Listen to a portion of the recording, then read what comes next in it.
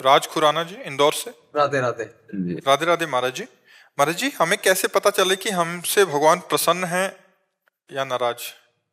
जब हमारा मन अच्छे कामों में लगने लगे, जब हमें संत प्रिय लगने लगे, जब हमें शास्त्र के वचन पूर्ण श्रद्धा विश्वास पूर्वक सत्य लगने लगे, जब हमें बुजुर्गों में भगवान की भावना करके सेवा करने में सुख मिलने लगे, जब हमें पशु पक्षियों में भी भगवान की भावना कर, तो जान ले भगवान हम पर प्रसन्न है।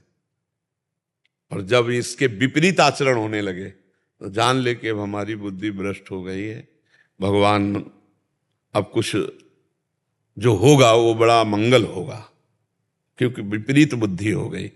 अगर शास्त्र अनुकूल, संत अनुकूल, धर्म अनुकूल, जो अभी बातें कही सब शास्त्र धर्म के अनुकूल, तो भगवान प्रसन्न है। भगवान की प्रसन्नता का हेतु यही है कि जो भगवान की आज्ञा उसका हम पालन करें, वो है शास्त्र।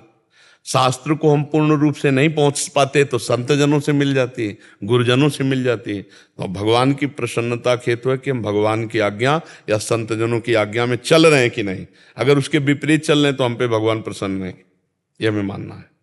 और उनके अनुकूल चल रहे हैं तो भगवान प्रसन्न है। भगवान की प्रसन्नता भगवत स्मृति कराती है, सत शास्त्रों में चलाती है, असत आचरणों से बचाती है। वैसे तो सब पर मोर बराबर दया भगवान कह रहे हैं, सब मम प्रिय सब मम उपजाए, मेरे द्वारा प्रकट के सब पर मोर बराबर दया।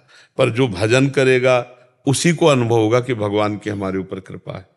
भगवान तो ऐसे समझो जैसे एक पिता है, उसके कई पुत्र हैं, उसको सब प्यारे हैं, लेकिन विशेष कृपा पात्र वही होगा जो पिता की आज्ञा पे चलता होगा। नहीं, वो भोजन पानी तो सबकी व्यवस्था करेगा, हिस्सेदारी भी सबको बराबर दे देगा, लेकिन प्यार का अधिकार उसी को देगा, अपने पर्सनल प्यार का अधिकार उसी को देगा जो बेटा उनकी आज्ञा में है।